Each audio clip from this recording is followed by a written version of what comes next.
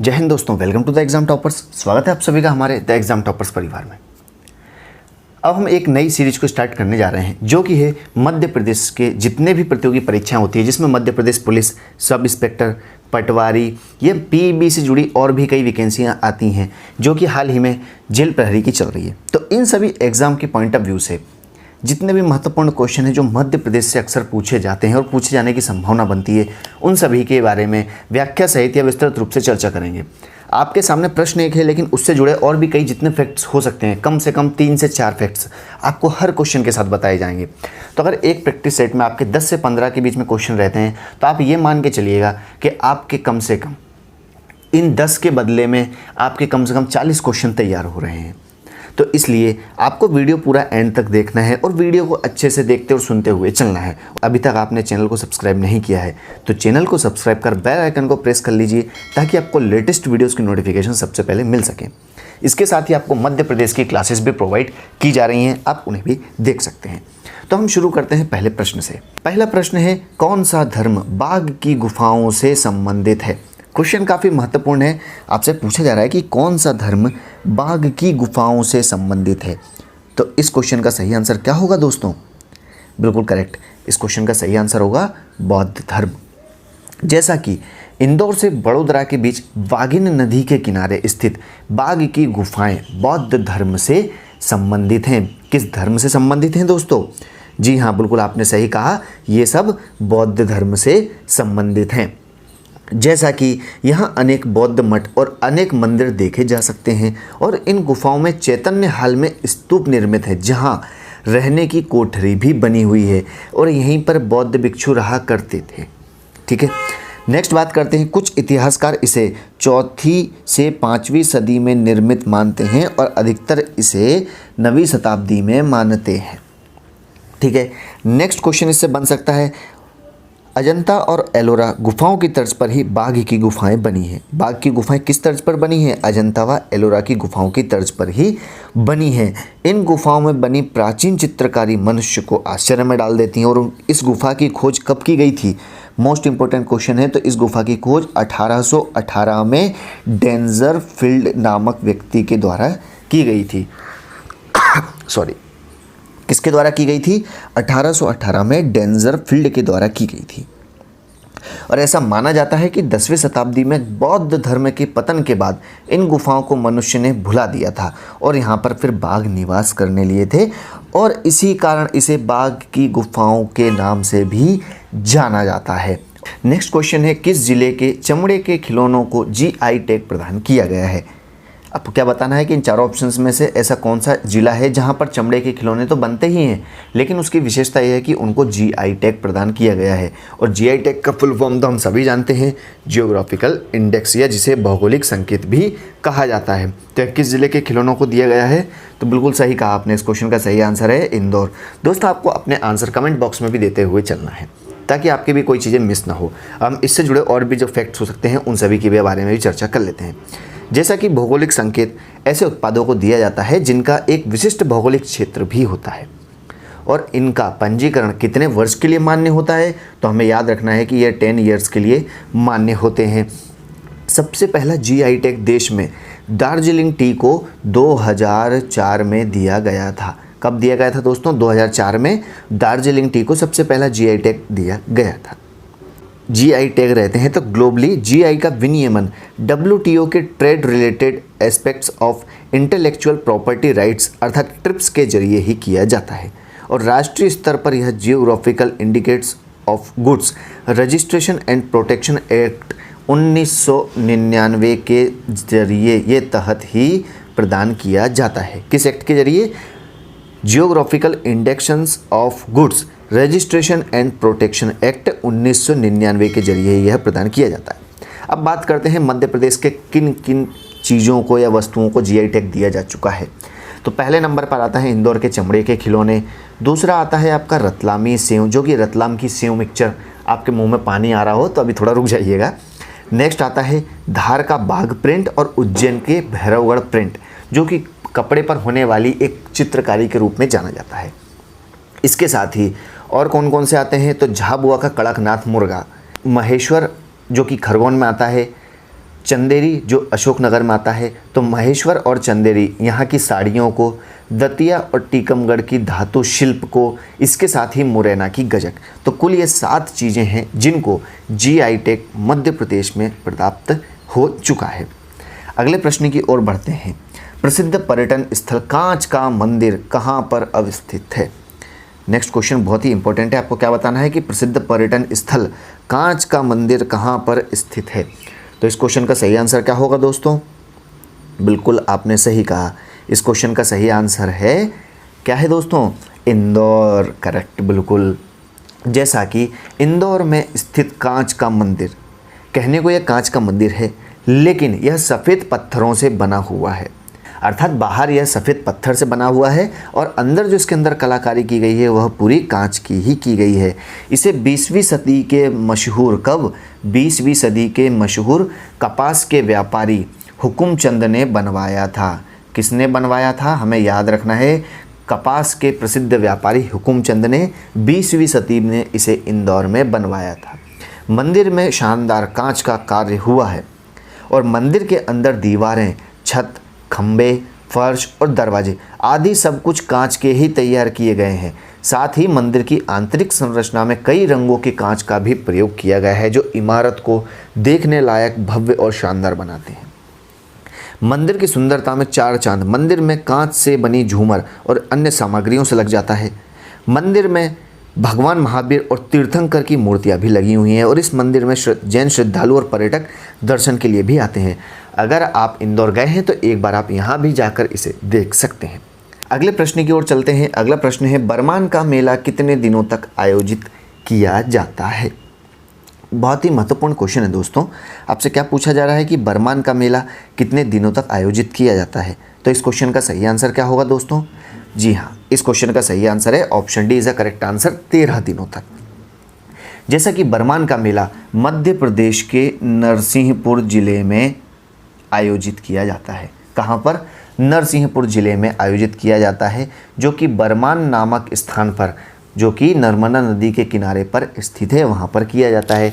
और इसका आयोजन मकर संक्रांति से लेकर बसंत पंचमी तक आयोजित किया जाता है, जो कि कुल 13 दिनों तक चलता है। कब तक चलता है? तो यह 13 दिनों तक चलता है। इसके साथ भी इससे जुड़े और भी कई फैक्ट्स हैं, उनके बारे में भी हम चर्चा कर लेते हैं। जैसा कि यहाँ पर रानी दुर्गावती द्वारा ताजमहल की आकृति का बनाया गया एक सुंदर भव्य मंदिर मौजूद है।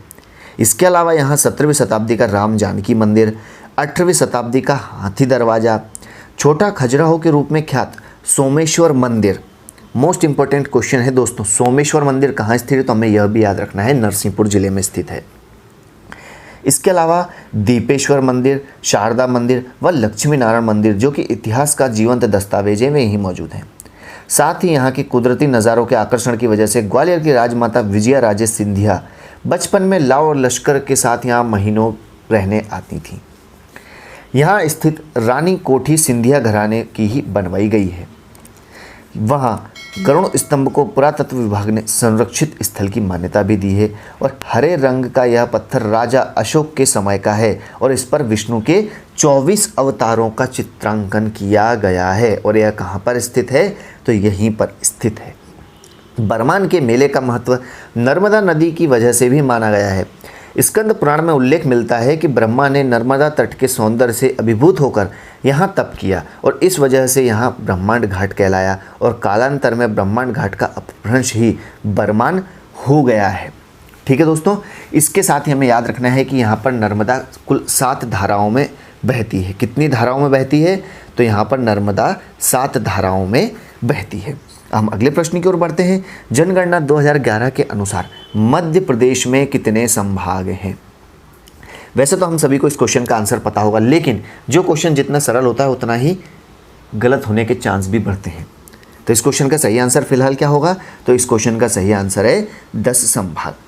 जैसा कि 14 जून 2008 को, कब की बात कर रहे हैं? 14 जून 2008 को शहडोल को संभाग बनाया गया, जो मध्य प्रदेश का नवीनतम व 10वां संभाग है। कौन सा है? शहडोल। जिसमें उस समय शहडोल, उमरिया, अनूपपुर और डिंडोरी, ये कुल 4 जिले सम्मिलित थे और वर्तमान में डिंडोरी जिला पूर्णतः जबलपुर संभाग में आ गया है। तो कुल मिलाकर कितने संभाग हैं मध्य प्रदेश में? 10 संभाग हैं। मध्य प्रदेश की 2011 में जनगणना जो हुई थी उसके अनुसार। अब हम इसके अलावा बात कर लेते हैं कि मध्य प्रदेश में कुल संभाग जो 10 हैं उनमें 10 के नाम कौन कौन से हैं। कई बार हम इन 10 के नाम भी भूल जाते हैं, तो हमें भूलना नहीं है, हमें उन 10 के बारे में भी पढ़ते हुए चलना है। तो इसमें आता है पहला उज्जैन, इंदौर, ग्वालियर, चंबल, रीवा, शहडोल, सागर, भोपाल, नर्मदापुरम और जबलपुर। तो कुल ये 10 संभाग हैं जो मध्य प्रदेश में हैं। और वर्तमान में जिलों की संख्या कितनी है दोस्तों? तो हमें भूलना नहीं है, वर्तमान में जिलों की संख्या 52 है। नेक्स्ट क्वेश्चन की ओर बढ़ते हैं।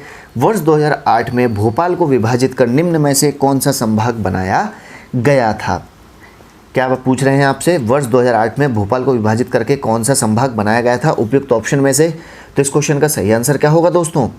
बिल्कुल सही कहा आपने, इस क्वेश्चन का सही आंसर है नर्मदापुरम। 2008 में जिसे भोपाल से अलग करके एक अलग संभाग बना दिया गया था। तो 27 अगस्त 2008 को, कब? 27 अगस्त 2008 को भोपाल संभाग से विभाजित करके होशंगाबाद एक नया संभाग बना था और होशंगाबाद का ही वर्तमान नाम या नया नाम नर्मदापुरम है। तो हमें बिल्कुल भी भूलना नहीं है, कंफ्यूज नहीं हो रहा है। अगर नर्मदापुरम की जगह होशंगाबाद भी आ जाता है तो वो भी बिल्कुल सही आंसर होगा। और इस संभाग में कुल कितने ज़िले आते हैं? तो 3 ज़िले आते हैं, होशंगाबाद, हरदा और बैतूल। कौन कौन से आ रहे हैं? होशंगाबाद, हरदा और बैतूल, ये 3 आते हैं। हैप्पी बर्थडे नहीं सोचना है यहाँ पर, होशंगाबाद, हरदा, बैतूल की बात कर रहे हैं। नेक्स्ट क्वेश्चन आता है, कुमार गंधर्व पुरस्कार किस वर्ष स्थापित किया गया था? मोस्ट इंपॉर्टेंट क्वेश्चन है, आपसे पूछा जा रहा है कि कुमार गंधर्व सम्मान कब स्थापित किया गया था? तो इस क्वेश्चन का सही आंसर क्या होगा दोस्तों? बिल्कुल सही, इस क्वेश्चन का सही आंसर है 1992-93। जैसा कि कुमार गंधर्व सम्मान वर्ष 1992-93 में स्थापित किया गया था और इसकी पुरस्कार राशि हमें भी याद रखना है, कितनी है? 1,25,000 रुपये इसकी पुरस्कार राशि है, जो कि इसमें पुरस्कृत व्यक्ति को प्रदान किया जाता है। साथ ही प्रशस्ति पत्र व सम्मान पट्टिका या शील्ड जिसे कहा जाता है वह भी प्रदान किया जाता है। यह सम्मान शास्त्रीय संगीत के क्षेत्र में गायन व वादन हेतु कलाकारों को प्रदान किया जाता है। कुल मिलाकर देखा जाए तो यह सम्मान भारतीय शास्त्रीय संगीत, हिंदुस्तानी संगीत और कर्नाटक संगीत के लिए प्रतिवर्ष क्रमशः प्रदान किया जाता है, साथ ही वादन में भी प्रदान किया जाता है। सबसे पहले यह किसे प्रदान किया गया था? तो सबसे पहले यह सम्मान अजय चक्रवर्ती को प्रदान किया गया था और अंतिम बार यह सम्मान वर्ष 2018 में नीलाद्रि कुमार को प्रदान किया गया था। हमें इन दोनों क्वेश्चनों को भी साथ में कवर अप करते हुए चलना है, क्योंकि क्वेश्चन ऐसा कई बार पूछा गया है कि सबसे पहला कुमार गंधर्व सम्मान या पुरस्कार किसे दिया गया था? तो यह अजय चक्रवर्ती को दिया गया था। कब? 1992-93 में। और अंतिम बार यह 2018 में नीलाद्रि कुमार को दिया गया है। इसकी पुरस्कार राशि कितनी है? तो 1,25,000 है। अगले प्रश्न की ओर बढ़ते हैं। भारतीय विज्ञान के बारे में लिखी गई पुस्तक किताब फी तहकीक के रचयिता कौन है? मोस्ट इंपॉर्टेंट क्वेश्चन है कि भारतीय विज्ञान के बारे में लिखी गई पुस्तक कौन सी है? किताब फी तहकीक के रचयिता कौन है? ऑप्शन थोड़े ऊपर नीचे हो गए हैं। तो पहला ऑप्शन है अलबरूनी, सेकंड है मिन्हास उस सिराज, थर्ड ऑप्शन है जियाउद्दीन बर्नी और फोर्थ ऑप्शन है फिरोज शाह। तो इस क्वेश्चन का सही आंसर क्या होगा दोस्तों? बिल्कुल सही, इस क्वेश्चन का सही आंसर है अलबरूनी साहब। अलबरूनी साहब के द्वारा ही किताब फी तहकीक पुस्तक लिखी गई है। जैसा कि इनका पूरा नाम, सबसे पहले हम बात करते हैं पूरा नाम क्या था। तो अलबरूनी का पूरा नाम अबू रेहान मोहम्मद बिन अहमद अल बैरूनी था। क्या नाम था? अबू रेहान महमूद बिन अहमद अल बैरूनी था। इसका टाइम पीरियड कितना रहा है? तो 973 to 1048 के मध्य अलबरूनी का समय रहा है। अलबरूनी जो कि एक फ़ारसी विद्वान, लेखक, वैज्ञानिक, धर्मज्ञ और विचारक था। इसके अंदर एक नहीं अनेक खूबियाँ थीं, जो कि फ़ारस का रहने वाला था। और अलबरूनी की रचनाएं अरबी भाषा में हैं, पर उसने अपनी मातृभाषा फ़ारसी के अलावा 3 और अन्य भाषाओं का ज्ञान भी था। किसे? अल बरूनी को कौन कौन सी भाषाओं का, सीरियाई, संस्कृत और यूनानी, इन 3 भाषाओं का भी ज्ञान था। इसने भारत और श्रीलंका की यात्रा 1017 से लेकर 20 के मध्य की थी और अल बरूनी को भारतीय इतिहास का पहला जानकार माना जाता है। भारतीय इतिहास का पहला जानकार किसे माना जाता है, तो अल बरूनी को माना जाता है, यह कहा जाता है। प्रारंभ में अल बरूनी ख्वारिज़्म के ममुनी शासक का मंत्री था, क्योंकि शासक उसकी विद्वता से प्रभावित था। किसके शासनकाल में यह मंत्री था, तो यह ख्वारिज़्म की ममुनी शासक का मंत्री था। इसके अलावा इसने कुल 146 पुस्तकें लिखी हैं। देखा जाए तो बहुत ही बड़ा विद्वान है। इसने कुल 146 किताबें लिखी हैं, जिसमें से 35 खगोल शास्त्र पर, 23 ज्योतिष शास्त्र, 15 गणित और 16 साहित्यिक तथा अन्य विषयों पर है। इसके अलावा और इसकी कौन कौन सी प्रमुख किताबें हैं उनके बारे में भी जान लेते हैं।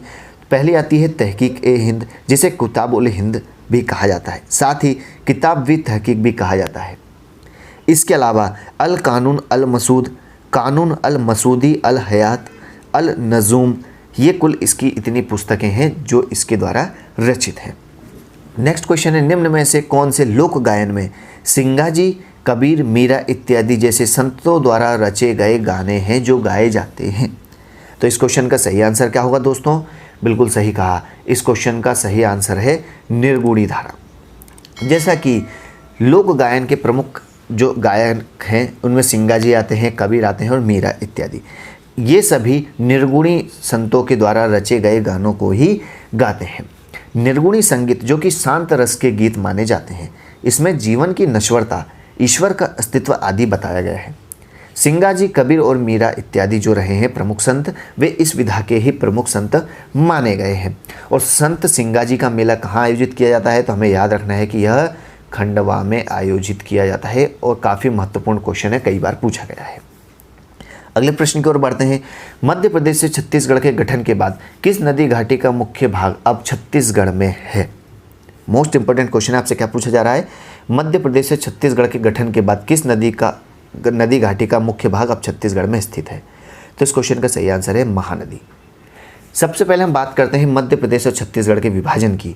तो 1 नवंबर 2000 को मध्य प्रदेश से विभाजित करके छत्तीसगढ़ को एक नए राज्य का दर्जा प्रदान किया गया था। ठीक है, तब से ही महानदी घाटी छत्तीसगढ़ व उड़ीसा राज्य में बहने वाली नदी मानी जाती है और विभाजन के पूर्व यह नदी मध्य प्रदेश की प्रमुख नदियों में गिनी जाती थी। ठीक है, अगर हम मध्य प्रदेश के मैप की बात करें तो समथिंग कुछ ऐसा होता है। तो यह है एमपी और यहाँ आ जाता है आपका छत्तीसगढ़, तो यह यहाँ पर बहने का कार्य करती है। तो महानदी का उद्गम स्थल छत्तीसगढ़ के रायपुर के समीप धमतरी जिले में स्थित सिहावा पहाड़ी, किस पहाड़ी से? सिहावा पहाड़ी से माना जाता है। वापस से आपको लाइन रिपीट कर रहा हूँ, ध्यान से सुनते हुए चलना है। महानदी का उद्गम स्थल छत्तीसगढ़ राज्य के रायपुर के समीप धमतरी जिले में स्थित सिहावा पहाड़ी से होता है। देखा जाए तो यह छत्तीसगढ़ से होती हुई उड़ीसा में जाती है और वहाँ जाकर यह बंगाल की खाड़ी में जाकर समाप्त हो जाती है।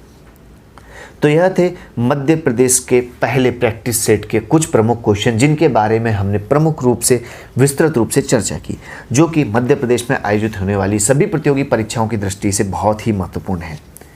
तो मिलते हैं हम नेक्स्ट वीडियो में कुछ अन्य और विशेष प्रश्नों के साथ।